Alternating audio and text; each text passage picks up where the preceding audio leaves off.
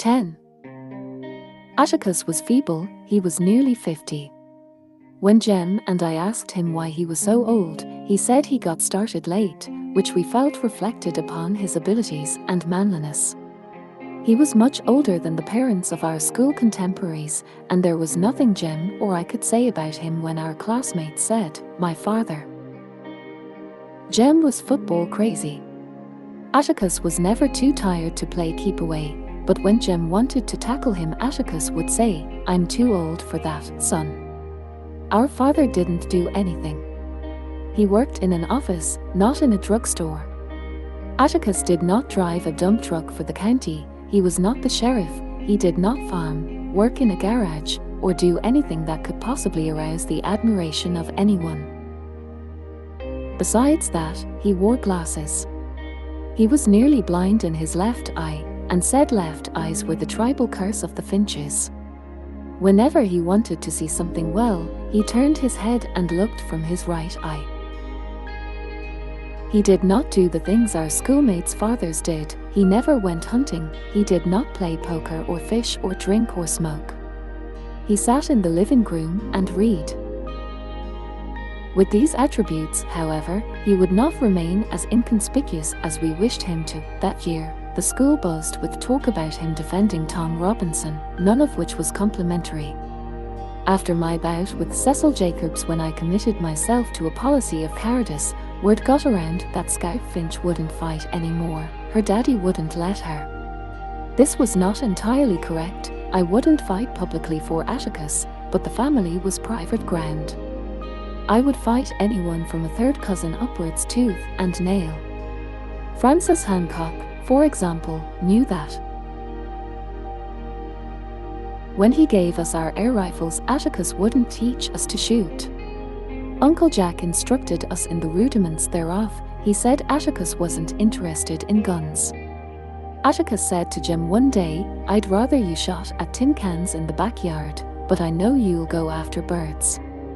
Shoot all the blue jays you want, if you can hit 'em, but remember it's a sin to kill a mockingbird."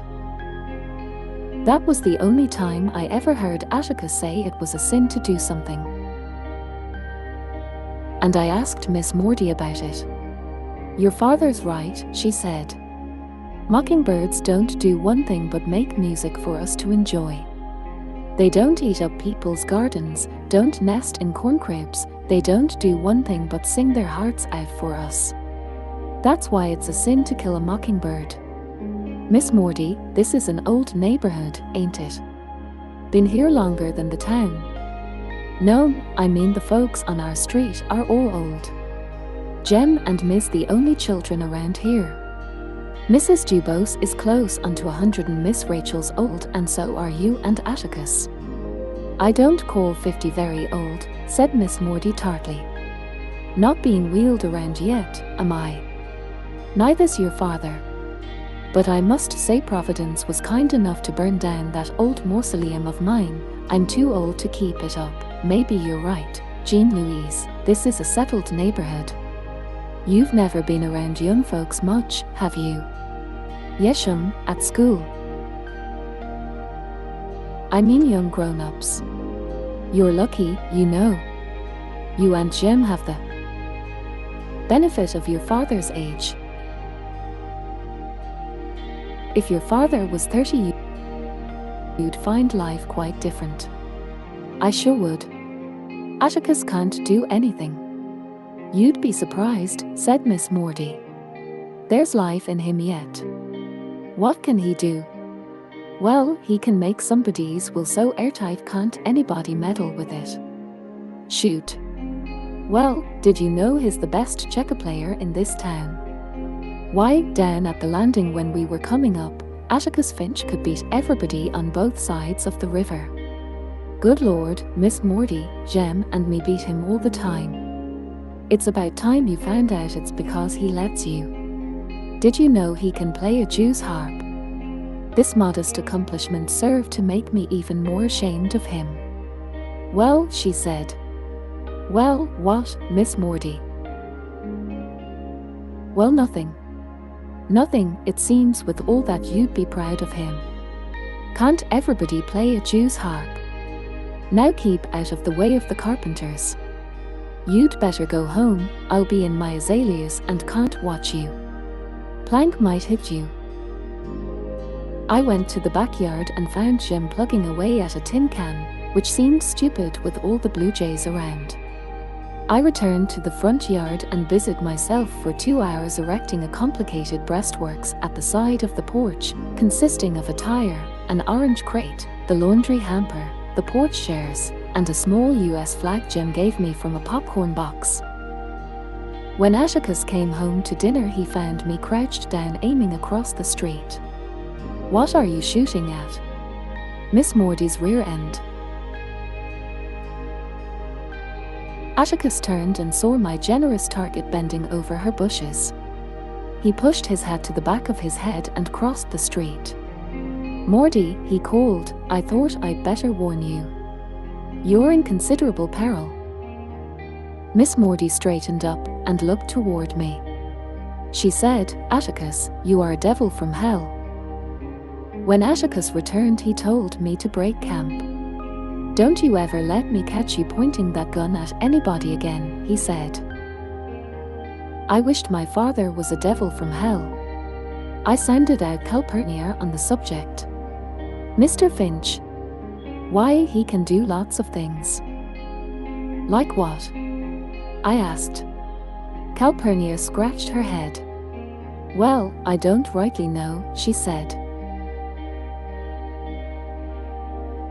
Jem underlined it when he asked Atticus if he was going out for the Methodists, and Atticus said he'd break his neck if he did. He was just too old for that sort of thing.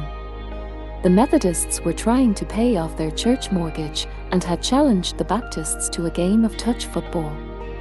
Everybody in town's father was playing, it seemed, except Atticus. Jem said he didn't even want to go, but he was unable to resist football in any form, and he stood gloomily on the sidelines with Atticus and me watching Cecil Jacobs's father make touchdowns for the Baptists. One Saturday, Jem and I decided to go exploring with our air rifles to see if we could find a rabbit or a squirrel. We had gone about 500 yards beyond the Radley place when I noticed Jem squinting at something down the street. He had turned his head to one side and was looking out of the corners of his eyes. "What you're looking at?" "That old dog down yonder," he said. "That's old Tim Johnson, ain't it?" "Yeah." Tim Johnson was the property of Mr. Harry Johnson, who drove the mobile bus and lived on the southern edge of town. Tim was a liver-colored bird dog, the pet of Maycomb. "What's he doing?" "I don't know, Scout." "We better go home." "Or Jem, it's February." "I don't care, I'm gonna tell Cal." We raced home and ran to the kitchen. "Cal," said Jem, "can you come down the sidewalk a minute?" "What for, Jem?" "I can't come down the sidewalk every time you want me. There's something wrong with an old dog down yonder." Calpurnia sighed. "I can't wrap up any dog's foot now. There's some gauze in the bathroom, go get it and do it yourself." Jem shook his head. "He's sick, Cal. Something's wrong with him." "What's he doing, trying to catch his tail?" "No, he's doing like this." Jem gulped like a goldfish, hunched his shoulders and twitched his torso. "He's going like that, only not like he means to." "Are you telling me a story, Jim Finch?" Calpurnia's voice hardened. "No, Cal, I swear I'm not." "Was he running?" "No, he's just moseying along, so slow you can't hardly tell it. He's coming this way." Calpurnia rinsed her hands and followed Jem into the yard. "I don't see any dog," she said. She followed us beyond the Radley place and looked where Jem pointed. Tim Johnson was not much more than a speck in the distance, but he was closer to us. He walked erratically, as if his right legs were shorter than his left legs. He reminded me of a car stuck in a sand. "He's gone lopsided," said Jem. Calpurnia stared, then grabbed us by the shoulders and ran us home. She shut the wood door behind us, went to the telephone and shouted, "Gimme Mr. Finch's office." "Mr. Finch," she shouted. "This is Cal. I swear to God there's a mad dog down the street apiece. He's coming this way." "Yes, sir.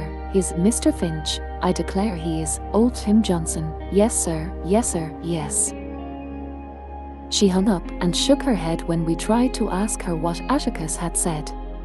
She rattled the telephone hook and said, "Miss Euler May, now I'm through talking to Mr. Finch. Please don't connect me no more. Listen, Miss Euler May, can you call Miss Rachel and Miss Stephanie Crawford and whoever's got a phone on this street and tell Emma mad dog's coming? Please." Calpurnia listened. "I know it's February, Miss Euler May, but I know a mad dog when I see one. Please hurry." Calpurnia asked Jem, "Radley's got a phone?" Jem looked in the book and said no. "They won't come out anyway, Cal." "I don't care, I'm gonna tell Em." She ran to the front porch, Jem and I at her heels. "You stay in that house," she yelled. Calpurnia's message had been received by the neighborhood. Every wood door within our range of vision was closed tight. We saw no trace of Tim Johnson. We watched Calpurnia running toward the Radley place, holding her skirt and apron above her knees. She went up to the front steps and banged on the door. She got no answer, and she shouted, "Mr. Nathan, Mr. Arthur, mad dog's coming. Mad dog's coming." "She's supposed to go around and back," I said. Jem shook his head. "Don't make any difference now," he said. Calpurnia pounded on the door in vain. No one acknowledged her warning, no one seemed to have heard it. As Calpurnia sprinted to the back porch, a black Ford swung into the driveway. Atticus and Mr. Hectate got out. Mr. Hectate was the sheriff of Macomb County. He was as tall as Atticus, but thinner. He was long-nosed, wore boots with shiny metal eye holes, boot pants and a lumber jacket. His belt had a row of bullets sticking in it. He carried a heavy rifle. When he and Atticus reached the porch, Jem opened the door. "Stay inside, son," said Atticus. "Where is he, Cal?" "He oughter be here by now," said Calpurnia, pointing down the street. "Not running, is he?" asked Mr. Tate. "No, sir, he's in the twitching stage, Mr. Heck." "Should we go after him, Heck?" asked Atticus. "We better wait, Mr. Finch. They usually go in a straight line, but you never can tell. He might follow the curve, hope he does, or he'll go straight in the Radley backyard. Let's wait a minute." "Don't think he'll get in the Radley yard," said Atticus. "Fence'll stop him. He'll probably follow the road." I thought mad dogs foamed at the mouth, galloped, leaped and lunged at throats, and I thought they did it in August. Had Tim Johnson behaved thus, I would have been less frightened. Nothing is more deadly than a deserted, waiting street. The trees were still, the mockingbirds were silent, the carpenters at Miss Mordy's house had vanished. I heard Mr. Tate sniff, then blow his nose.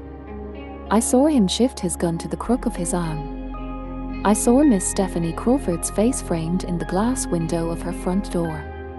Miss Mordy appeared and stood beside her.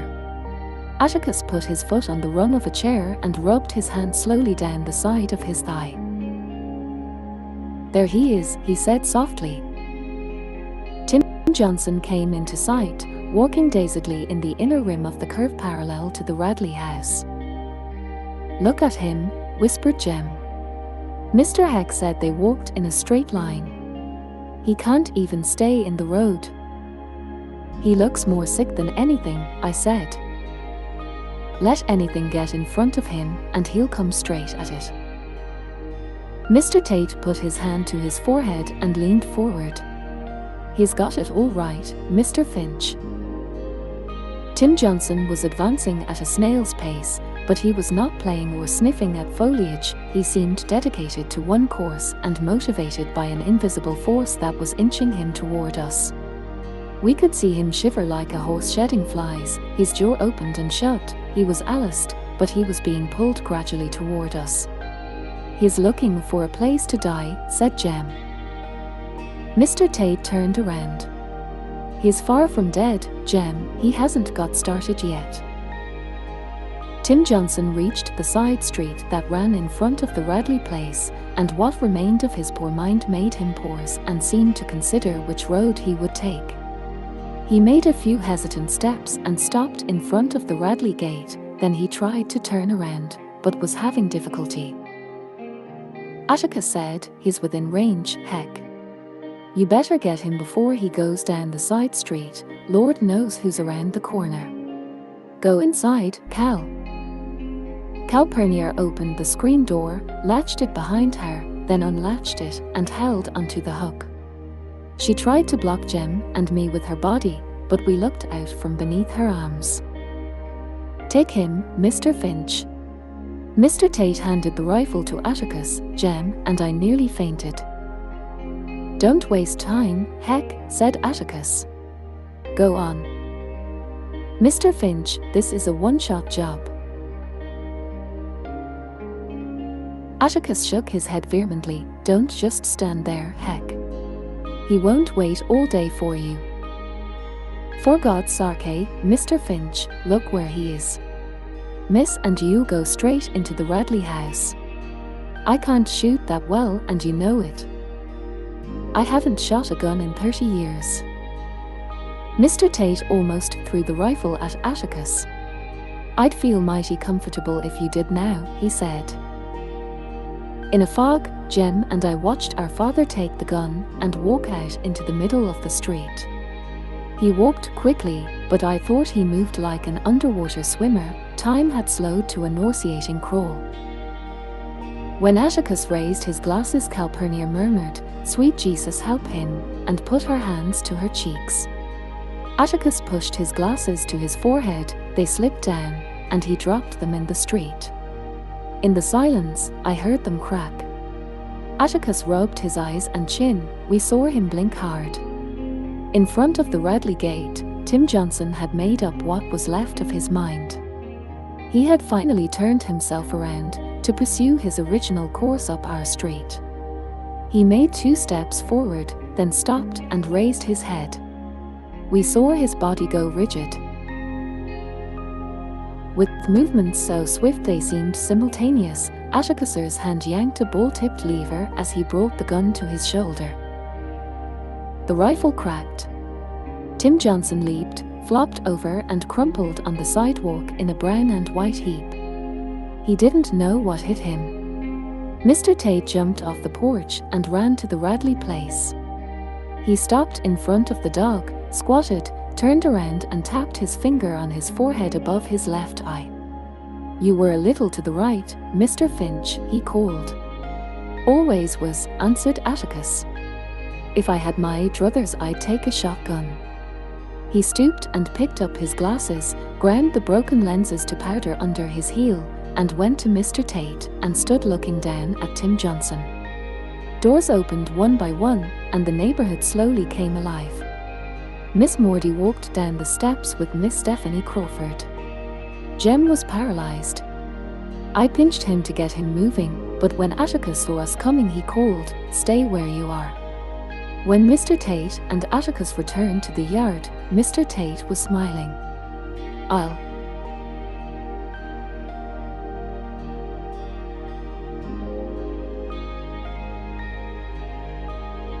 have Zebo collect him," he said. "You haven't forgot much, Mr. Finch. They say it never leaves you." Atticus was silent. "Atticus," said Jem. "Yes." "Nothing. I saw that, one-shot Finch." Atticus wheeled around and faced Miss Mordy. They looked at one another without saying anything, and Atticus got into the sheriff's car. "Come here," he said to Jem. "Don't you go near that dog, you understand. Don't go near him, he's just as dangerous dead as alive. Yes, sir, said Jem. Atticus, what, son? Nothing. What's the matter with you, boy, can't you talk? Said Mr. Tate, grinning at Jem. Didn't you know your daddy's? Hush, heck, said Atticus, let's go back to town. When they drove away, Jem and I went to Miss Stephanie's front steps. We sat waiting for Zebo to arrive in the garbage truck. Jem sat in numb confusion, and Miss Stephanie said, oh, who the thought of a mad dog in February? Maybe he wasn't mad, maybe he was just crazy. I'd hate to see Harry Johnson's face when he gets in from the mobile run and finds Atticus Finch shot his dog. Bet he was just full of fleas from somewhere.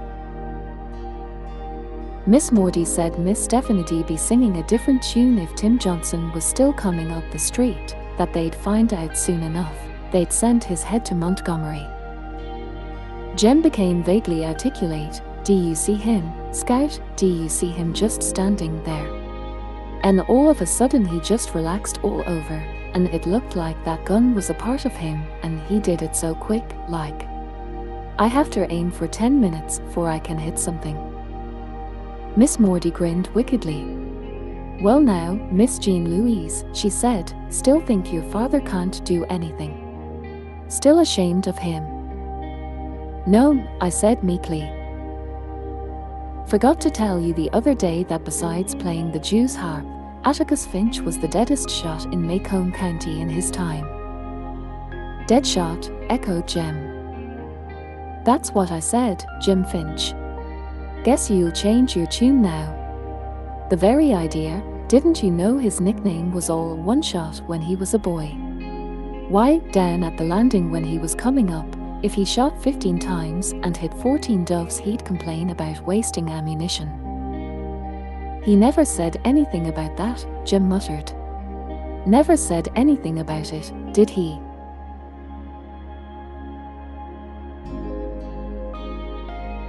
No. Wonder why he never goes hunting now, I said. Maybe I can tell you, said Miss Mordy. If your father's anything, he's civilized in his heart. Marksmanship's a gift of God, a talent, oh, you have to practice to make it perfect, but shooting's different from playing the piano or the like. I think maybe he put his gun down when he realized that God had given him an unfair advantage over most living things. I guess he decided he wouldn't shoot till he had to, and he had to today. Looks like he'd be proud of it, I said. People in their right minds never take pride in their talents, said Miss Mordy. We saw Zebo drive up. He took a pitchfork from the back of the garbage truck and gingerly lifted Tim Johnson. He pitched the dog onto the truck, then poured something from a gallon jug on and around the spot where Tim fell. Don't you all come over here for a while, he called. When we went home I told Jem we'd really have something to talk about at school on Monday. Jem turned on me. Don't say anything about it, Scout, he said. What? I certainly am. Ain't everybody's daddy the deadest shot in Macomb County? Jem said, I reckon if he'd wanted us to know it, he'd have told us. If he was proud of it, he'd have told us. Maybe it just slipped his mind, I said. Nor, Scout, it's something you wouldn't understand. Atticus is real old, but I wouldn't care if he couldn't do anything, I wouldn't care if he couldn't do a blessed thing. Jem picked up a rock and threw it jubilantly at the car house. Running after it, he called back, Atticus is a gentleman, just like me.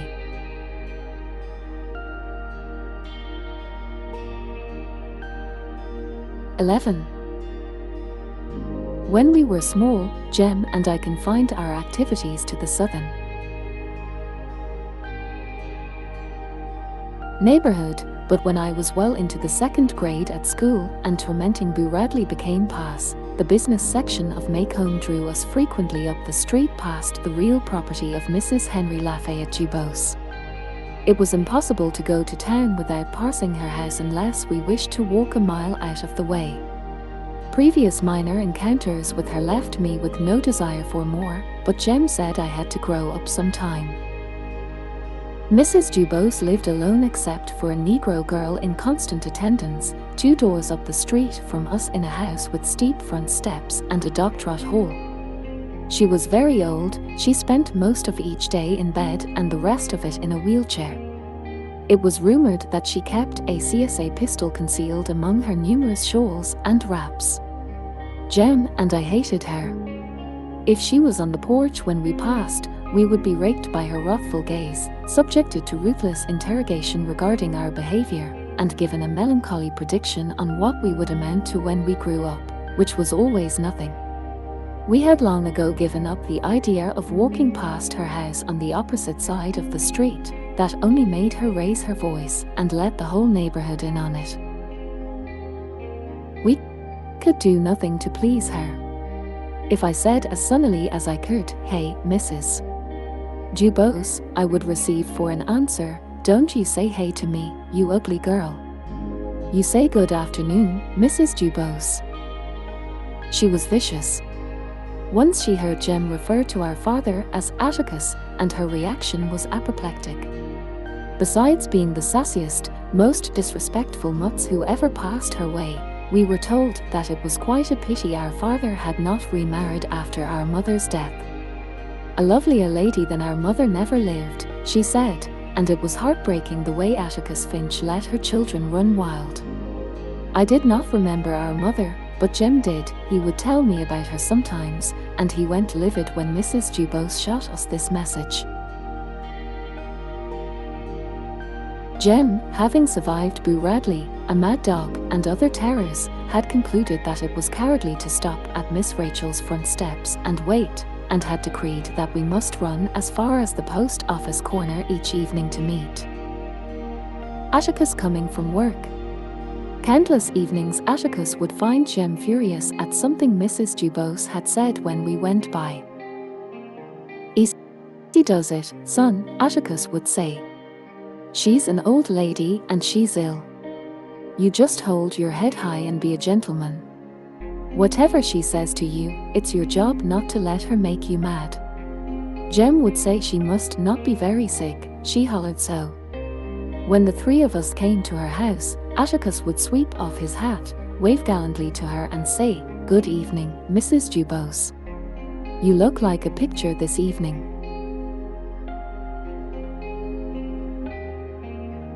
I never heard Atticus say like a picture of what. He would tell her the courthouse news, and would say he hoped with all his heart she'd have a good day tomorrow. He would return his hat to his head, swing me to his shoulders in her very presence, and we would go home in the twilight.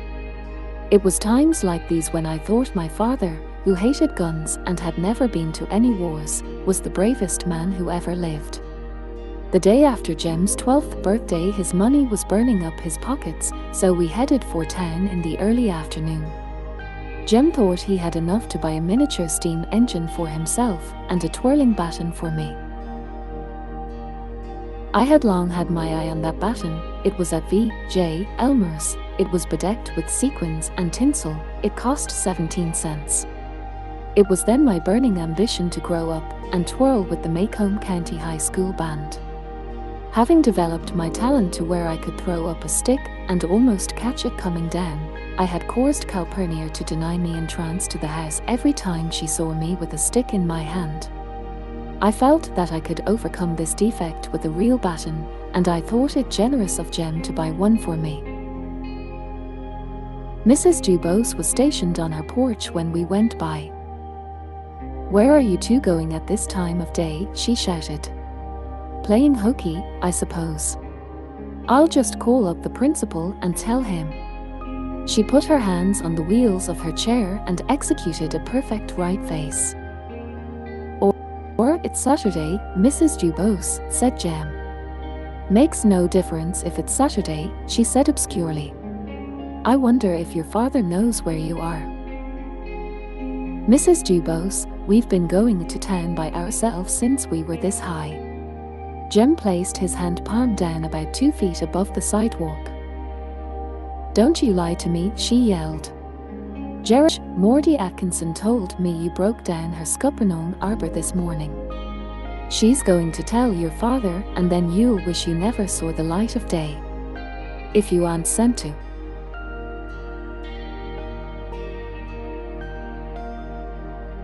the reform school before next week. My name's not Dubose."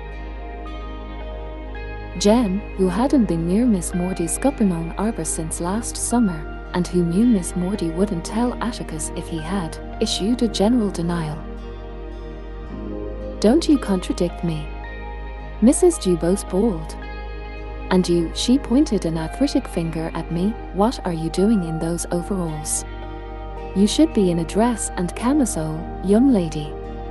You'll grow up waiting on tables if somebody doesn't change your ways." A Finch waiting on tables at the OK Cafe, Har. I was terrified. The OK Cafe was a dim organization on the north side of the square. I grabbed Jem's hand, but he shook me loose. "Come on, Scout," he whispered. "Don't pay any attention to her, just hold your head high and be a gentleman." But Mrs. Dubose held us, not only a Finch waiting on tables, but one in the courthouse lawyering for niggers. Jem stiffened. Mrs. Dubose's shot had gone home, and she knew it. Yes indeed, what has this world come to when a Finch goes against his raising? I'll tell you. She put her hand to her mouth. When she drew it away, it trailed a long silver thread of saliva. "Your father's no better than the niggers and trash he works for." Jem was scarlet. I pulled at his sleeve, and we were followed up the sidewalk by a philippic on our family's moral degeneration, the major premise of which was that half the Finches were in the asylum anyway, but if our mother were living we would not have come to such a state. I wasn't sure what Jem resented most, but I took umbrage at Mrs. Dubose's assessment of the family's mental hygiene. I had become almost accustomed to hearing insults aimed at Atticus. But this was the first one coming from an adult. Except for her remarks about Atticus, Mrs. Dubose's attack was only routine. There was a hint of summer in the air, in the shadows it was cool, but the sun was warm, which meant good times coming, no school and dill. Jem bought his steam engine, and we went by Elmer's for my baton. Jem took no pleasure in his acquisition, he jammed it in his pocket and walked silently beside me toward home. On the way home I nearly hit Mr. Link Dees, who said, "Look out now, Scout," when I missed a toss, and when we approached Mrs. Dubose's house my baton was grimy from having picked it up out of the dirt so many times. She was not on the porch. In later years, I sometimes wondered exactly what made Jem do it, what made him break the bonds of "you just be a gentleman, son," and the phase of self-conscious rectitude he had recently entered. Jem had probably stood as much guff about Atticus lawyering for niggers as had I, and I took it for granted that he kept his temper. He had a naturally tranquil disposition and a slow fuse. At the time, however, I thought the only explanation for what he did was that for a few minutes he simply went mad. What Jem did was something I'd do as a matter of course had I not been under Atticus's interdict, which I assumed included not fighting horrible old ladies. We had just come to her gate when Jem snatched my baton and ran flailing wildly up the steps into Mrs. Dubose's front yard, forgetting everything Atticus had said, forgetting that she packed a pistol under her shawls, forgetting that if Mrs. Dubose missed, her girl Jessie probably wouldn't. He did not begin to calm down until he had cut the tops off every camellia bush Mrs. Dubose owned, until the ground was littered with green buds and leaves. He bent my baton against his knee, snapped it in two and threw it down. By that time I was shrieking. Jem yanked my hair, said he didn't care, he'd do it again if he got a chance, and if I didn't shut up he'd pull every hair out of my head. I didn't shut up, and he kicked me. I lost my balance and fell on my face. Jem picked me up roughly but looked like he was sorry. There was nothing to say. We did not choose to meet Atticus coming home that evening. We skulked around the kitchen until Calpurnia threw us out. By some voodoo system, Calpurnia seemed to know all about it.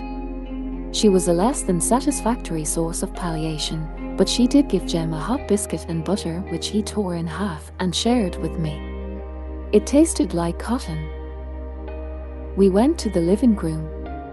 I picked up a football magazine, found a picture of Dixie Howell, showed it to Jem and said, "This looks like you." That was the nicest thing I could think to say to him, but it was no help. He sat by the windows, hunched down in a rocking chair, scowling, waiting. Daylight faded. 2 geological ages later, we heard the soles of Atticus's shoes scrape the front steps. The screen door slammed, there was a pause, Atticus was at the hat rack in the hall, and we heard him call, "Jem." His voice was like the winter wind. Atticus switched on the ceiling light in the living room and found us there, frozen still. He carried my baton in one hand, its filthy yellow tassel trailed on the rug. He held out his other hand, it contained fat camellia buds. "Jem," he said, "are you responsible for this?" "Yes, sir." "Why'd you do it?" Jem said softly, "She said you lured for niggers and trash." "You did this because she said that?" Jem's lips moved, but his "yes, sir" was inaudible. "Son, I have no doubt that you've been annoyed by your contemporaries about me luring for niggers, as you say, but to do something like this to a sick old lady is inexcusable. I strongly advise you to go down and have a talk with Mrs. Dubose," said Atticus. "Come straight home afterward." Jem did not move. "Go on," I said. I followed Jem out of the living room. "Come back here," Atticus said to me. I came back. Atticus picked up the mobile press and sat down in the rocking chair Jem had vacated. For the life of me, I did not understand how he could sit there in cold blood and read a newspaper when his only son stood an excellent chance of being murdered with a Confederate Army relic. Of course, Jem antagonized me sometimes until I could kill him, but when it came down to it, he was all I had. Atticus did not seem to realize this, or if he did, he didn't care. I hated him for that, but when you are in trouble you become easily tired. Soon I was hiding in his lap, and his arms were around me. "You're mighty big to be rocked," he said. "You don't care what happens to him," I said. "You just sent him on to get shot at when all he was doing was standing up for you." Atticus pushed my head under his chin. "It's not time to worry yet," he said. "I never thought Jim'd be the one to lose his head over this, thought I'd have more trouble with you." I said I didn't see why we had to keep our heads anyway, that nobody I knew at school had to keep his head about anything. "Scout," said Atticus, "when summer comes you'll have to keep your head about far worse things. It's not fair for you and Jem, I know that, but sometimes we have to make the best of things, and the way we conduct ourselves when the chips are down, well, all I can say is, when you and Jem are grown, maybe you'll look back on this with some compassion and some feeling that I didn't let you down." This case, Tom Robinson's case, is something that goes to the essence of a man's conscience. Scout, I couldn't go to church and worship God if I didn't try to help that man. Atticus, you must be wrong. How's that? Well, most folks seem to think they're right and you're wrong. They're certainly entitled to think that, and they are entitled to full respect for their opinions, said Atticus, but before I can live with other folks I've got to live with myself. The one thing that doesn't abide by majority rule is a person's conscience. When Jem returned, he found me still in Atticus's lap. "Well, son," said Atticus. He set me on my feet, and I made a secret reconnaissance of Jem. He seemed to be all in one piece, but he had a queer look on his face. Perhaps she had given him a dose of calomel. I cleaned it up for her and said I was sorry, but I ain't, and that I'd work on every Saturday and try to make grow back out. There was no point in saying you were sorry if you aren't, said Atticus. Jem, she's old and ill. You can't hold her responsible for what she says and does. Of course, I'd rather she'd have said it to me than to either of you, but we can't always have our druthers. Jem seemed fascinated by a rose in the carpet. Atticus, he said, she wants me to read to her. Read to her? Yes, sir. She wants me to come every afternoon after school and Saturdays and read to her out loud for 2 hours. Atticus, do I have to? Certainly. But she wants me to do it for a month. Then you'll do it for a month. Jem planted his big toe delicately in the center of the rose and pressed it in. Finally he said, Atticus, it's all right on the sidewalk, but inside it's all dark and creepy. There's shadows and things on the ceiling. Atticus smiled grimly. That should appeal to your imagination. Just pretend you're inside the Radley house. The following Monday afternoon, Jem and I climbed the steep front steps to Mrs. Dubose' house and padded down the open hallway. Jem, armed with Ivanhoe and full of superior knowledge, knocked at the second door on the left. Mrs. Dubose, he called. Jessie opened the wood door and unlatched the screen door. Is that you, Jem Finch? She said. You got your sister with you. I don't know. Let 'em both in, Jessie, said Mrs. Dubose. Jessie admitted us and went off to the kitchen. An oppressive odor met us when we crossed the threshold, an odor I had met many times in rain-rotted grey houses where there are coal lamps, water dippers, and unbleached domestic sheets. It always made me afraid, expectant, watchful. In the corner of the room was a brass bed, and in the bed was Mrs. Dubose. I wondered if Jem's activities had put her there, and for a moment I felt sorry for her. She was lying under a pile of quilts and looked almost friendly. There was a marble-topped washstand by her bed. On it were a glass with a teaspoon in it, a red ear syringe, a box of absorbent cotton, and a steel alarm clock standing on 3 tiny legs. So you brought that dirty little sister of yours, did you? Was her greeting. Jem said quietly, my sister ain't dirty, and I ain't scared of you, although I noticed his knees shaking. I was expecting a tirade, but all she said was, you may commence reading, Jeremy. Jem sat down in a cane-bottomed chair and opened Ivanhoe. I pulled up another one and sat beside him. Come closer, said Mrs. Dubose. Come to the side of the bed. We moved our chairs forward. This was the nearest I had ever been to her, and the thing I wanted most to do was move my chair back again. She was horrible. Her face was the color of a dirty pillowcase, and the corners of her mouth glistened with wet, which inched like a glacier down the deep grooves enclosing her chin. Old age liver spots dotted her cheeks, and her pale eyes had black pinpoint pupils. Her hands were knobby, and the cuticles were grown up over her fingernails. Her bottom plate was not in, and her upper lip protruded. From time to time she would draw her nether lip to her upper plate and carry her chin with it. This made the wet move faster. I didn't look any more than I had to. Jem reopened Ivanhoe and began reading. I tried to keep up with him, but he read too fast. When Jem came to a word he didn't know, he skipped it, but Mrs. Dubose would catch him and make him spell it out. Jem read for perhaps 20 minutes, during which time I looked at the soot-stained mantelpiece, at the window, anywhere to keep from looking at her. As he read along, I noticed that Mrs. Dubose's corrections grew fewer and farther between, that Jem had even left one sentence dangling in mid-air. She was not listening. I looked toward the bed. Something had happened to her. She lay on her back, with the quilts up to her chin. Only her head and shoulders were visible. Her head moved slowly from side to side.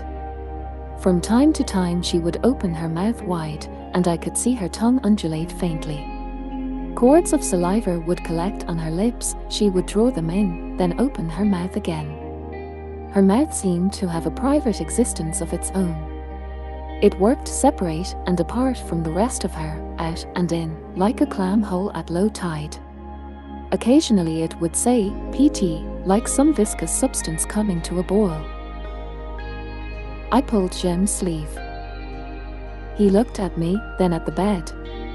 Her head made its regular sweep toward us, and Jem said, "Mrs. Dubose, are you all right?" She did not hear him. The alarm clock went off and scared us stiff. A minute later, nerves still tingling, Jem and I were on the sidewalk headed for home. We did not run away, Jessie sent us. Before the clock wound down she was in the room pushing Jem and me out of it. "Shoo," she said, "you all go home." Jem hesitated at the door. "It's time for her medicine," Jessie said. As the door swung shut behind us I saw Jessie walking quickly toward Mrs. Dubose's bed. It was only 3:45 when we got home, so Jem and I drop-kicked in the backyard until it was time to meet Atticus. Atticus had 2 yellow pencils for me and a football magazine for Jem, which I suppose was a silent reward for our first day's session with Mrs. Dubose. Jem told him what happened. "Did she frighten you?" asked Atticus. "No sir," said Jem, "but she's so nasty. She has fits or something. She spits a lot. She can't help that. When people are sick they don't look nice sometimes."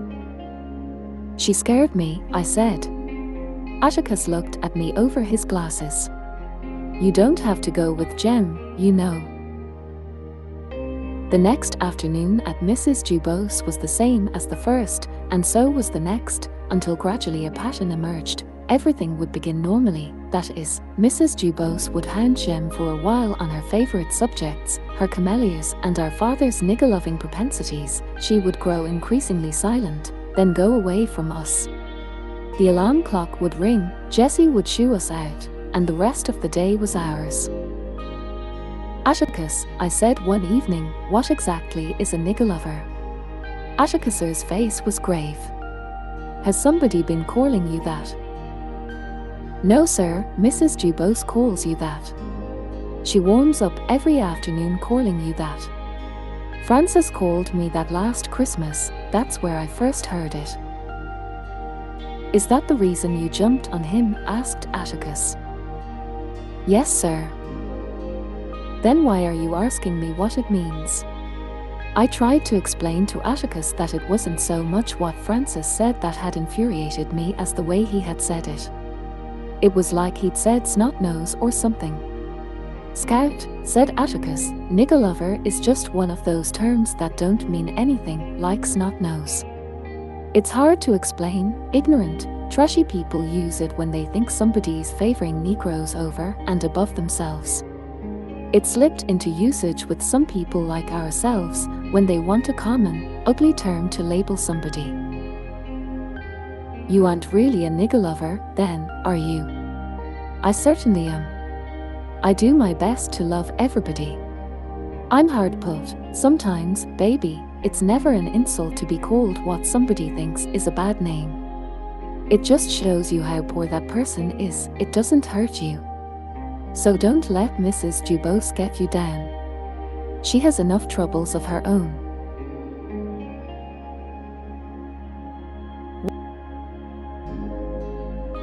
One afternoon a month later Jem was ploughing his way through Sir Walter Scout, as Jem called him, and Mrs. Dubose was correcting him at every turn, when there was a knock on the door. "Come in," she screamed. Atticus came in. He went to the bed and took Mrs. Dubose's hand. "I was coming from the office and didn't see the children," he said. "I thought they might still be here." Mrs. Dubose smiled at him. For the life of me, I could not figure out how she could bring herself to speak to him when she seemed to hate him so. "Do you know what time it is?" she said. "Exactly 14 minutes past 5. The alarm clock's set for 5:30. I want you to know that."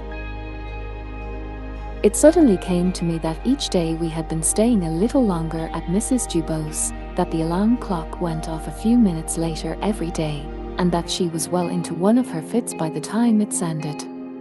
Today she had antagonized Jem for nearly 2 hours with no intention of having a fit, and I felt hopelessly trapped. The alarm clock was the signal for our release. If one day it did not ring, what would we do?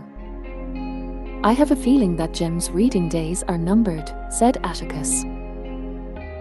"Only a week longer, I think," she said, just to make sure. Jem rose. "But..." Atticus put out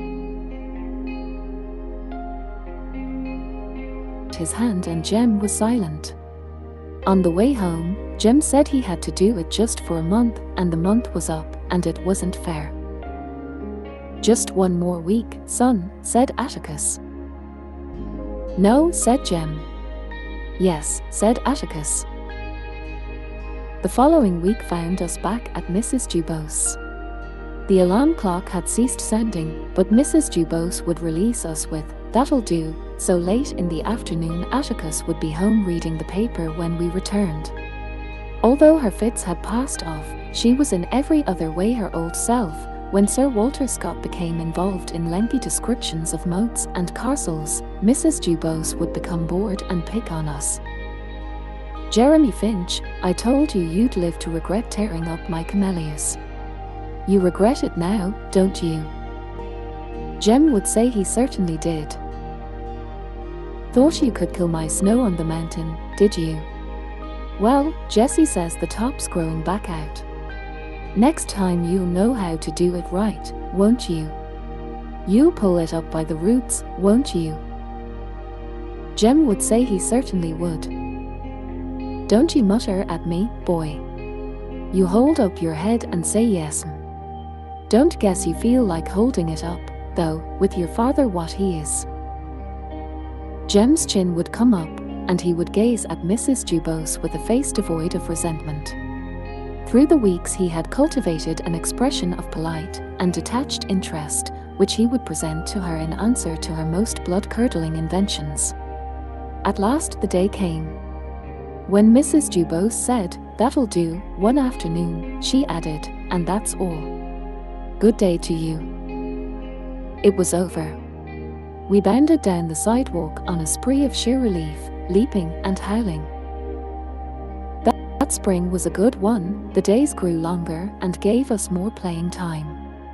Jem's mind was occupied mostly with the vital statistics of every college football player in the nation.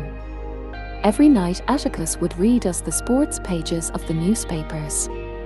Alabama might go to the Rose Bowl again this year, judging from its prospects, not one of whose names we could pronounce.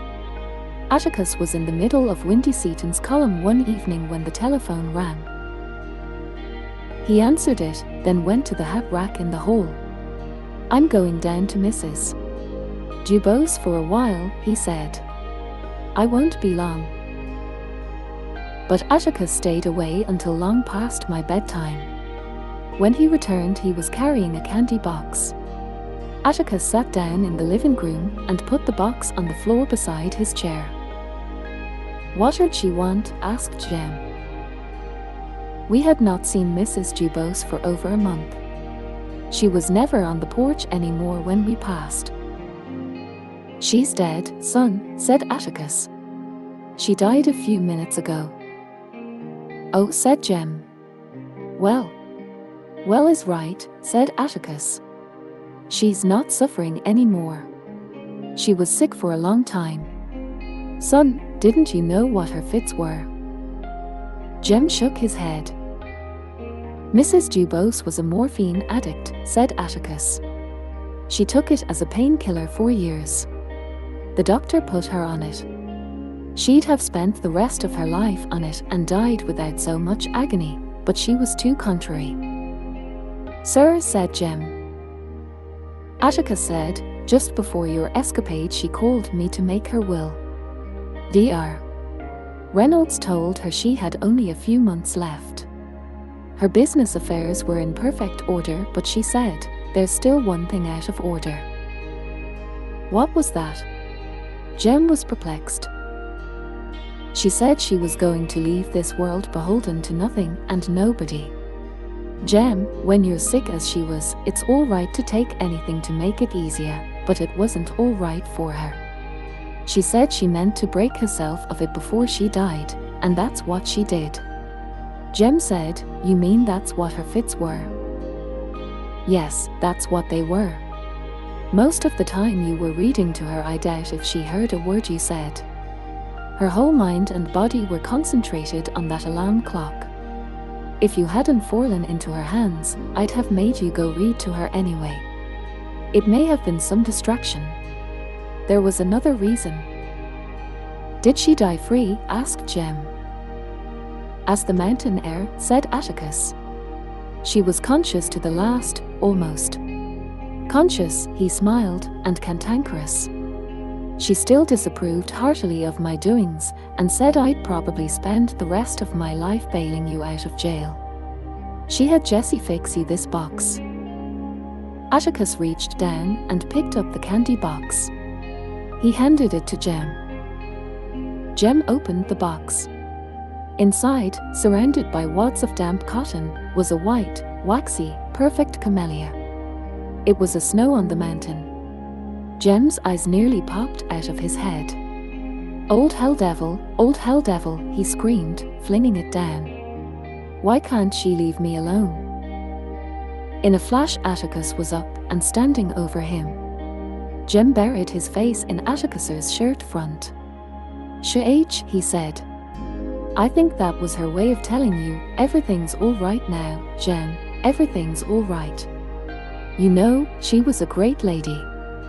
"A lady?" Jem raised his head. His face was scarlet. "After all those things she said about you, a lady?" "She was.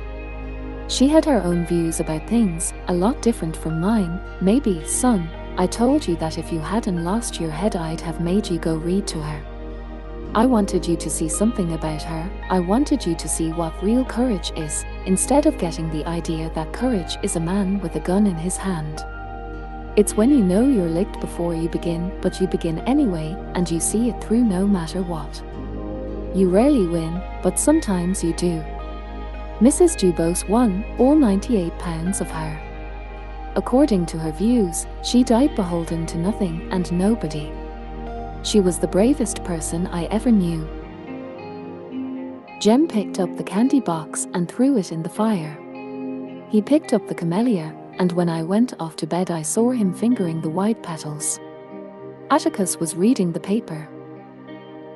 Part 2. 12. Jem was 12. He was difficult to live with, inconsistent, moody. His appetite was appalling, and he told me so many times to stop pestering him. I consulted Atticus, "Reckon he's got a tapeworm." Atticus said no, Jem was growing. I must be patient with him and disturb him as little as possible. This change in Jem had come about in a matter of weeks. Mrs. Dubose was not cold in her grave. Jem had seemed grateful enough for my company when he went to read to her. Overnight, it seemed, Jem had acquired an alien set of values and was trying to impose them on me. Several times he went so far as to tell me what to do. After one altercation when Jem hollered, "It's time you started being a girl and acting right," I burst into tears and fled to Calpurnia. "Don't you fret too much over Mr. Jem," she began. "Mr. Jem? Yeah, he's just about Mr. Jem now. He ain't that old," I said. "All he needs is somebody to beat him up, and I ain't big enough." "Baby," said Calpurnia, "I just can't help it if Mr. Jem's growing up. He's gonna want to be off to himself a lot now, doing whatever boys do, so you just come right on in the kitchen when you feel lonesome. We'll find lots of things to do in here." The beginning of that summer boded well. Jem could do as he pleased. Calpurnia would do until Dill came. She seemed glad to see me when I appeared in the kitchen, and by watching her I began to think there was some skill involved in being a girl. But summer came and Dill was not there. I received a letter and a snapshot from him. The letter said he had a new father whose picture was enclosed, and he would have to stay in Meridian because they planned to build a fishing boat. His father was a lawyer like Atticus, only much younger. Dill's new father had a pleasant face, which made me glad Dill had captured him, but I was crushed. Dill concluded by saying he would love me forever and not to worry, he would come get me and marry me as soon as he got enough money together, so please. Right. The fact that I had a permanent fiancé was little compensation for his absence. I had never thought about it, but summer was Dill by the fishbowl smoking string, Dill's eyes alive with complicated plans to make Boo Radley emerge. Summer was the swiftness with which Dill would reach up and kiss me when Jem was not looking, the longings we sometimes felt each other feel. With him, life was routine. Without him, life was unbearable. I stayed miserable for 2 days. As if that were not enough, the state legislature was called into emergency session and Atticus left us for 2 weeks. The governor was eager to scrape a few barnacles off the ship of state. There were sit-down strikes in Birmingham, bread lines in the cities grew longer, people in the country grew poorer. But these were events remote from the world of Jem and me. We were surprised one morning to see a cartoon in the Montgomery Advertiser above the caption, "Make Homes Finch." It showed Atticus barefooted and in short pants, chained to a desk. He was diligently writing on a slate while some frivolous-looking girls yelled, "Yoo-hoo," at him. "That's a compliment," explained Jem. "He spends his time doing things that wouldn't get done if nobody did. Huh. In addition to Jem's newly developed characteristics, he had acquired a maddening air of wisdom. "Oh, Scout, it's like reorganizing the tax systems of the counties and things. That kind of thing's pretty dry to most men." "How do you know?" "Oh, go on and leave me alone. I'm reading the paper." Jem got his wish. I departed for the kitchen. While she was shelling peas, Calpurnia suddenly said, "What am I gonna do about you all's church this Sunday?" "Nothing, I reckon." Atticus left us collection. Calpurnia's eyes narrowed and I could tell what was going through her mind. "Cal," I said, "you know we'll behave. We haven't done anything in church in years." Calpurnia evidently remembered a rainy Sunday when we were both fatherless and teacherless. Left to its own devices, the class tied Eunice Ann Simpson to a chair and placed her in the furnace room. We forgot her, trooped upstairs to church, and were listening quietly to the sermon when a dreadful banging issued from the radiator pipes, persisting until someone investigated and brought forth Eunice and saying she didn't want to play Shadrach anymore. Jem Finch said she wouldn't get burnt if she had enough faith, but it was hot down there. "Besides, Cal, this isn't the first time Atticus has left us," I protested. "Yeah, but he makes certain your teacher's gonna be there." I didn't hear him say this time, reckon he forgot it. Calpurnia scratched her head. Suddenly she smiled. "How'd you and Mr. Jem like to come to church with me tomorrow?" "Really?" "How about it?" grinned Calpurnia. If Calpurnia had ever bathed me roughly before, it was nothing compared to her supervision of that Saturday night's routine. She made me soap all over twice, drew fresh water in the tub for each rinse. She stuck my head in the basin and washed it with octagon soap and Castile. She had trusted Jem for years, but that night she invaded his privacy and provoked an outburst. "Can't anybody take a bath in this house without the whole family looking?" Next morning she began earlier than usual, to go over our clothes. When Calpurnia stayed overnight with us, she slept on a folding cot in the kitchen. That morning it was covered with our Sunday habiliments. She had put so much starch in my dress it came up like a tent when I sat down. She made me wear a petticoat, and she wrapped a pink sash tightly around my waist. She went over patent leather shoes with a cold biscuit until she saw her face in them. "It's like we were going to Mardi Gras," said Jem. "What's all this for, Cal?" "I don't want anybody saying I don't look after my children," she muttered. "Mr. Jem, you absolutely can't wear that tie with that suit. It's green. Smash her with that. Suit's blue. Can't you tell?" I howled. Jem's colorblind. His face flushed angrily, but Calpurnia said, "Now you all quit that.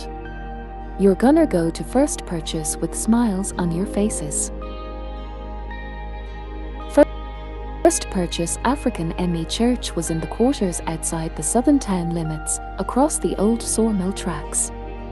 It was an ancient paint-peeled frame building, the only church in Macomb with a steeple and bell, called First Purchase because it was paid for from the first earnings of freed slaves.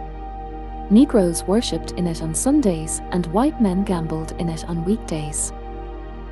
The churchyard was brick-hard clay, as was the cemetery beside it. If someone died during a dry spell, the body was covered with chunks of ice until rain softened the earth. A few graves in the cemetery were marked with crumbling tombstones, newer ones were outlined with brightly colored glass and broken Coca-Cola bottles. Lightning rods guarding some graves denoted dead who rested uneasily. Stumps of burnt-out candles stood at the heads of infant graves. It was a happy cemetery. The warm bittersweet smell of clean Negro welcomed us as we entered the churchyard. Hearts of love hairdressing mingled with asafoetida, snuff, Hoyt's cologne, Brown's mule, peppermint, and lilac talcum. When they saw Jem and me with Calpurnia, the men stepped back and took off their hats. The women crossed their arms at their waists, weekday gestures of respectful attention. They parted and made a small pathway to the church door for us. Calpurnia walked between Jem and me, responding to the greetings of her brightly clad neighbors. "What you up to, Miss Cal?" said a voice behind us.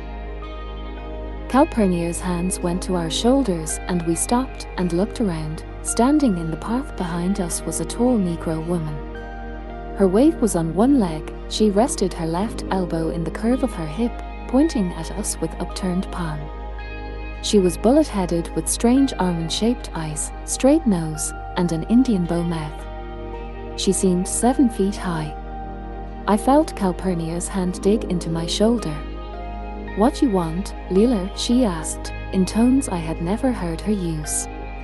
She spoke quietly, contemptuously. "I wants to know why you bringing a white chillun to nigger church." "They's my compan why," said Calpurnia. Again I thought her voice strange. She was talking like the rest of them. "Yeah, and I reckon you's compan why at the Finch house during the week." A murmur ran through the crowd. "Don't you fret," Calpurnia whispered to me, but the roses on her hat trembled indignantly. When Leela came up the pathway toward us, Calpurnia said, "Stop right there, nigger." Leela stopped, but she said, "You ain't got no business bringing a white chillun here. They got their church, we got our'n." "It is our church, ain't it, Miss Cal?" Calpurnia said, "It's the same God, ain't it?" Jem said, "Let's go home, Cal, they don't want us here." I agreed, they did not want us here. I sensed, rather than saw, that we were being advanced upon. They seemed to be drawing closer to us, but when I looked up at Calpurnia there was amusement in her eyes. When I looked down the pathway again, Leela was gone. In her place was a solid mass of colored people. One of them stepped from the crowd. It was Zebo, the garbage collector. "Mr. Jem," he said, "we're mighty glad to have you all here. Don't pay no attention to Leela, she's contentious because Reverend Sykes threatened to church her. She's a troublemaker from way back, got fancy ideas and haughty ways, we're mighty glad to have you all. With that, Calpurnia led us to the church door where we were greeted by Reverend Sykes, who led us to the front pew. First Purchase was unceiled and unpainted within. Along its walls, unlighted kerosene lamps hung on brass brackets, pine benches served as pews. Behind the rough oak pulpit, a faded pink silk banner proclaimed "God is Love," the church's only decoration except a rotogravure print of Hunt's "The Light of the World." There was no sign of piano, organ, hymn books, church programs, the familiar ecclesiastical impedimenta we saw every Sunday. It was dim inside, with a damp coolness slowly dispelled by the gathering congregation. At each seat was a cheap cardboard fan bearing a garish garden of Gethsemane, courtesy Tyndall's Hardware Company, you name it we sell it. Calpurnia motioned Jem and me to the end of the row and placed herself between us. She fished in her purse, drew out her handkerchief, and untied the hard wad of change in its corner. She gave a dime to me and a dime to Jem. "We've got ours," he whispered. "You keep it," Calpurnia said, "you're my company." Jem's face showed brief indecision on the ethics of withholding his own dime, but his innate courtesy won, and he shifted his dime to his pocket. I did likewise with no qualms. "Cal," I whispered, "where are the hymn books?" "We don't have any," she said. "Well, how?" "Shage," she said. Reverend Sykes was standing behind the pulpit staring the congregation to silence. He was a short, stocky man in a black suit, black tie, white shirt, and a gold watch chain that glinted in the light from the frosted windows. He said, "Brethren and sisters, we are particularly glad to have company with us this morning. Mr. and Miss Finch. You all know their father. Before I begin, I will read some announcements." Reverend Sykes shuffled some papers, chose one, and held it at arm's length. "The Missionary Society meets in the home of Sister Anne F. Reeves next Tuesday. Bring your sewing." He read from another paper. "You all know of Brother Tom Robinson's trouble. He has been a faithful member of First Purchase since he was a boy. The collection taken up today and for the next 3 Sundays will go to Helen, his wife, to help her out at home." I punched Jem. "That's the Tom Atticus'erster. Shage." I turned to Calpurnia but was hushed before I opened my mouth. Subdued, I fixed my attention upon Reverend Sykes, who seemed to be waiting for me to settle down. "Will the music superintendent lead us in the first hymn?" he said. Zebo rose from his pew and walked down the center aisle, stopping in front of us and facing the congregation. He was carrying a battered hymn book. He opened it and said, "We'll sing number 273. This was too much for me. How are we gonna sing it if there ain't any hymn books? Calpurnia smiled. "Hush, baby," she whispered, "you'll see in a minute." Zebo cleared his throat and read in a voice like the rumble of distant artillery. "There's a land beyond the river." Miraculously on pitch, 100 voices sang out Zebo's words. The last syllable, held to a husky hum, was followed by Zebo saying, "That we call the sweet forever." Music again swelled around us, the last note lingered and Zebo met it with the next line, and we only reached that shore by fate's decree. The congregation hesitated, Zebo repeated the line carefully, and it was sung. At the chorus, Zebo closed the book, a signal for the congregation to proceed without his help. On the dying notes of Jubilee, Zebo said, "In that far-off sweet forever, just beyond the shining river."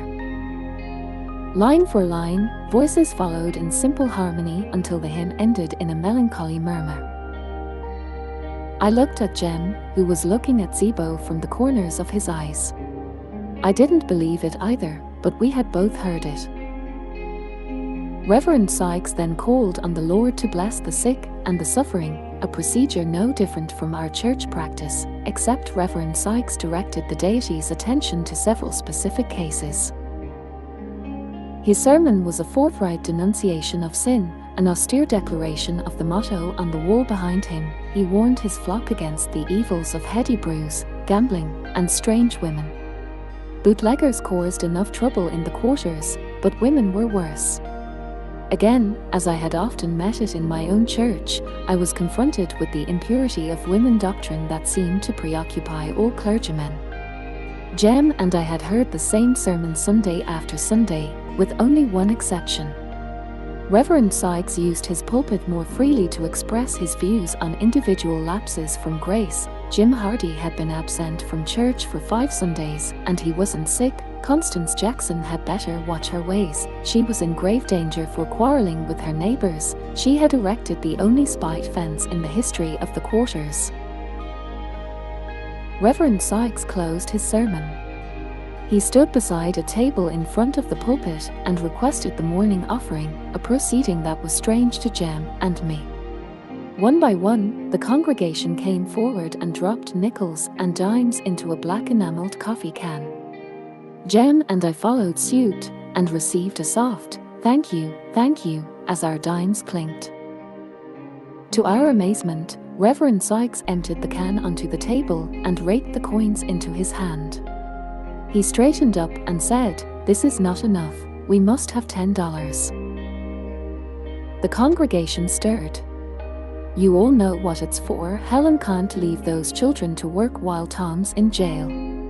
If everybody gives one more dime, we'll have it." Reverend Sykes waved his hand and called to someone in the back of the church. "Alec, shut the doors. Nobody leaves here till we have $10. Calpurnia scratched in her handbag and brought forth a battered leather coin purse. "Nor Cal," Jem whispered, when she handed him a shiny quarter, "we can put ours in. Gimme your dime, Scout." The church was becoming stuffy, and it occurred to me that Reverend Sykes intended to sweat the amount due out of his flock. Fans crackled, feet shuffled, tobacco chewers were in agony. Reverend Sykes startled me by saying sternly, "Carlo Richardson, I haven't seen you up this aisle yet." A thin man in khaki pants came up the aisle and deposited a coin. The congregation murmured approval. Reverend Sykes then said, "I want all of you with no children to make a sacrifice and give one more dime apiece. Then we'll have it." Slowly, painfully, the $10 was collected. The door was opened, and the gust of warm air revived us. Zebo lined on Jordan's stormy banks, and church was over. I wanted to stay and explore, but Calpurnia propelled me up the aisle ahead of her. At the church door, while she paused to talk with Zebo and his family, Jem and I chatted with Reverend Sykes. I was bursting with questions, but decided I would wait and let Calpurnia answer them. "We were especially glad to have you all here," said Reverend Sykes. "This church has no better friend than your daddy." My curiosity burst. Why were you all taking up collection for Tom Robinson's wife? "Didn't you hear why?" asked Reverend Sykes. "Helen's got 3 little uns and she can't go out to work. Why can't she take M with her, Reverend?" I asked. It was customary for field Negroes with tiny children to deposit them in whatever shade there was while their parents worked. Usually the babies sat in the shade between 2 rows of cotton. Those unable to sit were strapped papoose style on their mothers' backs or resided in extra cotton bags. Reverend Sykes hesitated. "To tell you the truth, Miss Jean Louise, Helen's finding it hard to get work these days. When it's picking time, I think Mr. Link D's''ll take her." "Why not, Reverend?" Before he could answer, I felt Calpurnia's hand on my shoulder. At its pressure I said, "We thank you for letting us come." Jem echoed me, and we made our way homeward. "Cal, I know Tom Robinson's in jail and he's done something awful, but why won't folks hire Helen?" I asked. Calpurnia, in her navy voile dress and tub of a hat, walked between Jem and me. "It's because of what folks say Tom's done," she said. "Folks aren't anxious to have anything to do with any of his family." "Just what did he do, Cal?" Calpurnia sighed. "Old Mr. Bob Yule accused him of raping his girl and had him arrested and put in jail, Mr. Yule." My memory stirred. Does he have anything to do with those Yules that come every first day of school and then go home? Why, Atticus said they were absolute trash. I never heard Atticus talk about folks the way he talked about the Yules. He said, "Yeah, those are the ones." Well, if everybody in Macomb knows what kind of folks the Yules are, they'd be glad to hire Helen. "What's rape, Cal?" "It's something you'll have to ask Mr. Finch about," she said. "He can explain it better than I can." "You all hungry?" The Reverend took a long time unwinding this morning. He's not usually so tedious. "He's just like our preacher," said Jem. "But why do you all sing hymns that way?" "Linen," she asked. "Is that what it is?" "Yeah, it's called linen. They've done it that way as long as I can remember." Jem said it looked like they could save the collection money for a year and get some hymn books. Calpurnia laughed. "Wouldn't do any good," she said. "They can't read." "Can't read?" I asked. "All those folks?" "That's right," Calpurnia nodded.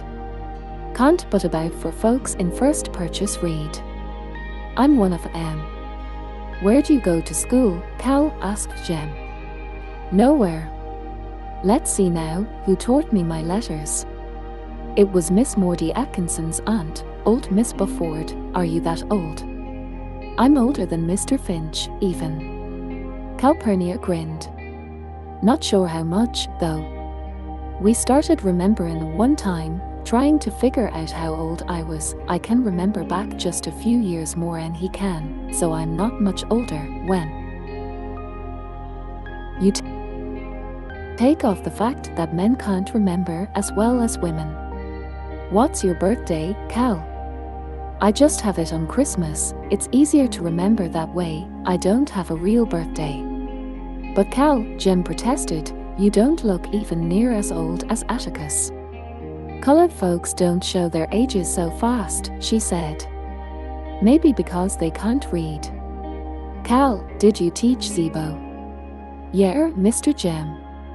There wasn't a school even when he was a boy. I made him learn, though." Zebo was Calpurnia's eldest son.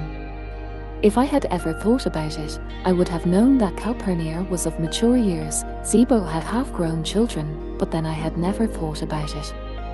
"Did you teach him out of a primer, like us?" I asked. "No, I made him get a page of the Bible every day, and there was a book Miss Bufford taught me out of. Bet you don't know where I got it," she said. We didn't know. Calpurnia said, "Your granddaddy Finch gave it to me." "Were you from the landing?" Jem asked. "You never told us that." "I certainly am, Mr. Jem. Grew up down there between the Bufford place and the landing. I spent all my days working for the Finches or the Buffords, and I moved to Macomb when your daddy and your mama married." "What was the book, Cal?" I asked. "Blackstone's Commentaries." Jem was thunderstruck. "You mean you taught Zebo out of that?" "Why yes sir, Mr. Jem." Calpurnia timidly put her fingers to her mouth. "They were the only books I had." "Your granddaddy said Mr. Blackstone wrote fine English, that's why you don't talk like the rest of 'em," said Jem. "The rest of who?" "Rest of the colored folks." "Cal, but you talked like they did in church." That Calpurnia led a modest double life never dawned on me. The idea that she had a separate existence outside our household was a novel one, to say nothing of her having command of 2 languages. "Cal," I asked, "why do you talk nigger talk to your folks when you know it's not right?" "Well, in the first place I'm black, that doesn't mean you have to talk that way when you know better, said Jem. Calpurnia tilted her hat and scratched her head, then pressed her hat down carefully over her ears. It's right hard to say, she said. Suppose you and Scout talked coloured folks talk at home, it'd be out of place, wouldn't it? Now what if I talked white folks talk at church, and with my neighbours? They'd think I was putting on airs to beat Mosers. But Cal, you know better, I said. It's not necessary to tell all you know. It's not ladylike. In the second place, folks don't like to have somebody around knowing more than they do. It aggravates em. You're not gonna change any of them by talking right. They've got to want to learn themselves, and when they don't want to learn, there's nothing you can do but keep your mouth shut or talk their language. Cal, can I come to see you sometimes? She looked down at me. See me, honey. You see me every day. Out to your house, I said. Sometimes after work. Atticus can get me. Anytime you want to, she said. We'd be glad to have you. We were on the sidewalk by the Radley place. Look on the porch yonder, Jim said. I looked over to the Radley place, expecting to see its phantom occupant sunning himself in the swing. The swing was empty. I mean our porch, said Jem. I looked down the street. Enamored, upright, uncompromising, Aunt Alexandra was sitting in a rocking chair exactly as if she had sat there every day of her life. 13. Put my bag in the front bedroom, Calpurnia, was the first thing Aunt Alexandra said. Jean-Louise, stop scratching your head, was the second thing she said. Calpurnia picked up Auntie's heavy suitcase and opened the door. I'll take it, said Jem, and took it. I heard the suitcase hit the bedroom floor with a thump. The sound had a dull permanence about it. Have you come for a visit, Auntie? I asked. Aunt Alexandra's visits from the landing were rare, and she travelled in state. She owned a bright green square big and a black chauffeur, both kept in an unhealthy state of tidiness, but today they were nowhere to be seen. Didn't your father tell you? She asked. Jem and I shook our heads. Probably he forgot. He's not in yet, is he? No, he doesn't usually get back till late afternoon, said Jem. Well, your father and I decided it was time I came to stay with you for a while. For a while in Maycomb meant anything from 3 days to 30 years. Jem and I exchanged glances. Jem's growing up now and you are too, she said to me. We decided that it would be best for you to have some feminine influence. It won't be many years, Jean-Louise, before you become interested in clothes and boys. I could have made several answers to this. Cal's a girl. It would be many years before I would be interested in boys. I would never be interested in clothes. But I kept quiet. What about Uncle Jimmy? Asked Jem. Is he coming, too? Oh no, he's staying at the landing. He'll keep the place going. The moment I said, won't you miss him? I realized that this was not a tactful question. Uncle Jimmy present or Uncle Jimmy absent made not much difference. He never said anything. Aunt Alexandra ignored my question. I could think of nothing else to say to her. In fact, I could never think of anything to say to her, and I sat thinking of past painful conversations between us. How are you, Jean-Louise? Fine, thank you. How are you? Very well, thank you. What have you been doing with yourself? Nothing. Don't you do anything? No. Certainly you have friends. Yes'm. Well, what do you all do? Nothing. It was plain that Auntie thought me dull in the extreme, because I once heard her tell Atticus that I was sluggish. There was a story behind all this, but I had no desire to extract it from her then. Today was Sunday, and Aunt Alexandra was positively irritable on the Lord's Day. I guess it was her Sunday corset. She was not fat, but solid, and she chose protective garments that drew up her bosom to giddy heights, pinched in her waist, flared out her rear, and managed to suggest that Aunt Alexandra's was once an hourglass figure. From any angle, it was formidable. The remainder of the afternoon went by in the gentle gloom that descends when relatives appear, but was dispelled when we heard a car turn in the driveway. It was Atticus, home from Montgomery. Jem, forgetting his dignity, ran with me to meet him. Jem seized his briefcase and bag. I jumped into his arms, felt his vague dry kiss, and said, "Do you bring me a book? Do you know Auntie's here?" Atticus answered both questions in the affirmative. "How'd you like for her to come live with us?" I said I would like it very much, which was a lie, but one must lie under certain circumstances and at all times when one can't do anything about them. "We felt it was time you children needed." "Well, it's like this, Scout," Atticus said. "Your aunt's doing me a favor as well as you all. I can't stay here all day with you, and the summer's going to be a hot one."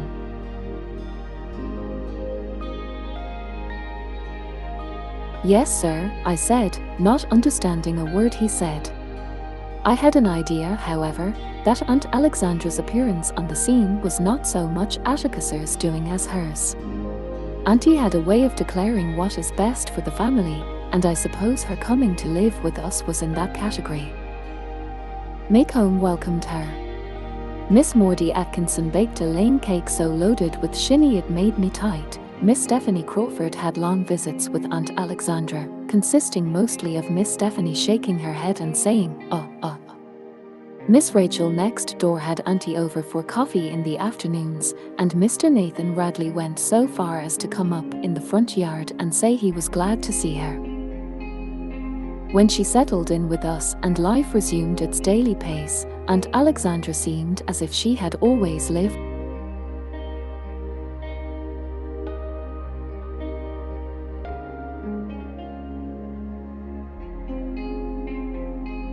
with us. Her missionary society refreshments added to her reputation as a hostess. She did not permit Calpurnia to make the delicacies required to sustain the society through long reports on Rice Christians. She joined and became secretary of the Maycomb Amanuensis Club. To all parties present and participating in the life of the county, Aunt Alexandra was one of the last of her kind. She had riverboat, boarding school manners, let any moral come along, and she would uphold it. She was born in the objective case. She was an incurable gossip. When Aunt Alexandra went to school, self-doubt could not be found in any textbook, so she knew not its meaning. She was never bored, and given the slightest chance she would exercise her royal prerogative.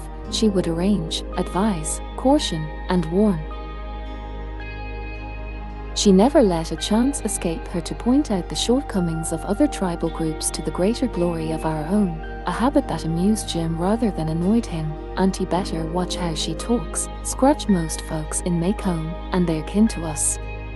Aunt Alexandra, in underlining the moral of young Sam Merriweather's suicide, said it was caused by a morbid streak in the family. Let a 16-year-old girl giggle in the choir and Auntie would say, "It just goes to show you, all the Penfield women are flighty." Everybody in Maycomb, it seemed, had a streak, a drinking streak, a gambling streak, a mean streak, a funny streak. Once, when Auntie assured us that Miss Stephanie Crawford's tendency to mind other people's business was hereditary, Atticus said, "Sister, when you stop to think about it, our generation's practically the first in the Finch family not to marry its cousins. Would you say the Finches have an incestuous streak?" Auntie said no, that's where we got our small hands and feet. I never understood her preoccupation with heredity. Somewhere, I had received the impression that fine folks were people who did the best they could with the sense they had, but Aunt Alexandra was of the opinion, obliquely expressed, that the longer a family had been squatting on one patch of land the finer it was. "That makes the Yules fine folks, then," said Jem. The tribe of which Burris Yule and his brethren consisted had lived on the same plot of earth behind the Maycomb dump, and had thrived on county welfare money for 3 generations. Aunt Alexandra's theory had something behind it, though. Maycomb was an ancient town. It was 20 miles east of Finch's Landing, awkwardly inland for such an old town. But Maycomb would have been closer to the river had it not been for the nimble-wittedness of one Sinkfield, who in the dawn of history operated an inn where two pig trails met, the only tavern in the territory. Sinkfield, no patriot, served and supplied ammunition to Indians and settlers alike, neither knowing or caring whether he was a part of the Alabama Territory or the Creek Nation so long as business was good. Business was excellent when Governor William Wyatt Bibb, with a view to promoting the newly created county's domestic tranquility, dispatched a team of surveyors to locate its exact centre and there establish its seat of government. The surveyors, Sinkfield's guests, told their host that he was in the territorial confines of Maycomb County and showed him the probable spot where the county seat would be built. Had not Sinkfield made a bold stroke to preserve his holdings, Maycomb would have sat in the middle of Winston Swamp, a place totally devoid of interest. Instead, Maycomb grew and sprawled out from its hub, Sinkfield's Tavern, because Sinkfield reduced his guests to myopic drunkenness one evening, induced them to bring forward their maps and charts, lop off a little here, add a bit there, and adjust the centre of the county to meet his requirements. He sent them packing next day armed with their charts and 5 quarts of shinny in their saddlebags, 2 apiece and 1 for the governor. Because its primary reason for existence was government, Maycomb was spared the grubbiness that distinguished most Alabama towns its size. In the beginning its buildings were solid, its courthouse proud, its streets graciously wide. Maycomb's proportion of professional people ran high. One went there to have his teeth pulled, his wagon fixed, his heart listened to, his money deposited, his soul saved, his mules vetted. But the ultimate wisdom of Sinkfield's maneuver is open to question. He placed the young town too far away from the only kind of public transportation in those days, riverboat, and it took a man from the north end of the county 2 days to travel to Maycomb for store-bought goods. As a result, the town remained the same size for 100 years, an island in a patchwork sea of cotton fields and timberland.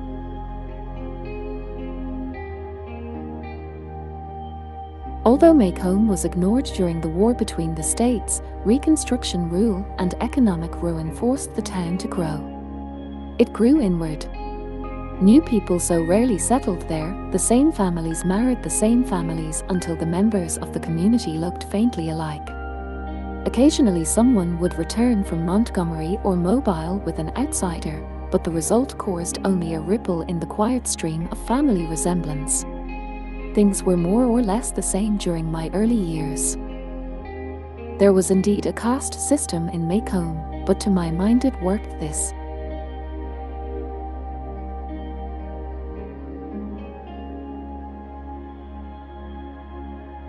way. The older citizens, the present generation of people who had lived side by side for years and years, were utterly predictable to one another. They took for granted attitudes, character shadings, even gestures, as having been repeated in each generation and refined by time. Thus the dictor No Crawford minds his own business, every third Merriweather is morbid, the truth is not in the Delafields, all the Buffords walk like that. Were simply guides to daily living. Never take a check from a Delafield without a discreet call to the bank. Miss Maudie Atkinson's shoulder stoops because she was a Bufford. If Mrs. Grace Merriweather sips gin out of Lydia E. Pinkham bottles, it's nothing unusual. Her mother did the same.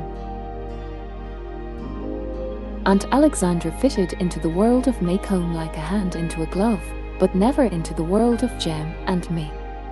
I so often wondered how she could be Atticus's and Uncle Jack's sister that I revived half-remembered tales of changelings and mandrake roots that Jem had spun long ago. These were abstract speculations for the first month of her stay, as she had little to say to Jem or me, and we saw her only at mealtimes and at night before we went to bed. It was summer and we were outdoors. Of course, some afternoons when I would run inside for a drink of water, I would find the living room overrun with Maycomb ladies, sipping, whispering, fanning, and I would be called, "Jean-Louise, come speak to these ladies." When I appeared in the doorway, Auntie would look as if she regretted her request. I was usually mud-splashed or covered with sand. "Speak to your cousin Lily," she said one afternoon, when she had trapped me in the hole. "Who?" I said. "Your cousin Lily Brooke," said Aunt Alexandra. "She our cousin? I didn't know that." Aunt Alexandra managed to smile in a way that conveyed a gentle apology to Cousin Lily and firm disapproval to me. When Cousin Lily Brooke left, I knew I was in for it. It was a sad thing that my father had neglected to tell me about the Finch family, or to install any pride into his children. She summoned Jem, who sat warily on the sofa beside me. She left the room and returned with a purple-covered book on which Meditations of Joshua S. St. Clair was stamped in gold. "Your cousin wrote this," said Aunt Alexandra. "He was a beautiful character." Jem examined the small volume. "Is this the cousin Joshua who was locked up for so long?" Aunt Alexandra said, "How did you know that?" "Why, Atticus said he went round the bend at the university. Said he tried to shoot the president. Said cousin Joshua said he wasn't anything but a Sur inspector and tried to shoot him with an old flintlock pistol, only it just blew up in his hand. Atticus said it cost the family $500 to get him out of that one." Aunt Alexandra was standing stiff as a stork. "That's all," she said. "We'll see about this." Before bedtime, I was in Jem's room trying to borrow a book when Atticus knocked and entered. He sat on the side of Jem's bed, looked at us soberly, then he grinned. "HRM," he said. He was beginning to preface some things he said with a throaty noise, and I thought he must at last be getting old, but he looked the same. "I don't exactly know how to say this," he began. "Well, just say it," said Jem. "Have we done something?" Our father was actually fidgeting. "No, I just want to explain to you that your Aunt Alexandra asked me, 'Son, you know you're a Finch, don't you?' That's what I've been told." Jem looked out of the corners of his eyes. His voice rose uncontrollably. "Atticus, what's the matter?" Atticus crossed his knees and folded his arms. "I'm trying to tell you the facts of life." Jem's disgust deepened. "I know all that stuff," he said. Atticus suddenly grew serious. In his lawyer's voice, without a shade of inflection, he said, "Your aunt has asked me to try and impress upon you and Jean-Louise that you are not from run-of-the-mill people, that you are the product of several generations' gentle breeding." Atticus paused, watching me locate an elusive red bug on my leg. "Gentle breeding," he continued, when I had found and scratched it, "and that you should try to live up to your name." Atticus persevered in spite of us. "She asked me to tell you you must try to behave like the little lady and gentleman that you are. She wants to talk to you about the family and what it's meant to make home county through the years, so you'll have some idea of who you are, so you might be moved to behave accordingly," he concluded at a gallop. Stunned, Jem and I looked at each other, then at Atticus, whose collar seemed to worry him. We did not speak to him. Presently I picked up a comb from Jem's dresser and ran its teeth along the edge. "Stop that noise," Atticus said. His curtness stunned me. The comb was midway in its journey, and I banged it down. For no reason I felt myself beginning to cry, but I could not stop. This was not my father. My father never thought these thoughts. My father never spoke so. Aunt Alexandra had put him up to this, somehow. Through my tears I saw Jem standing in a similar pool of isolation, his head cocked to one side. There was nowhere to go, but I turned to go and met Atticus's vest front. I buried my head in it and listened to the small internal noises that went on behind the light blue cloth, his watch ticking, the faint crackle of his starched shirt, the soft sound of his breathing. "Your stomach's growling," I said. "I know it," he said. "You better take some soda." "I will," he said. "Atticus, is all this behavin' and the stuff gonna make things different? I mean, are you?" I felt his hand on the back of my head. "Don't you worry about anything," he said. "It's not time to worry." When I heard that, I knew he had come back to us. The blood in my legs began to flow again, and I raised my head. "You really want us to do all that? I can't remember everything Finches are supposed to do. I don't want you to remember it. Forget it." He went to the door and out of the room, shutting the door behind him. He nearly slammed it, but caught himself at the last minute and closed it softly. As Jem and I stared, the door opened again, and Atticus peered around. His eyebrows were raised, his glasses had slipped. "Get more like Cousin Joshua every day, don't I? Do you think I'll end up costing the family $500? I know now what he was trying to do, but Atticus was only a man. It takes a woman to do that kind of work.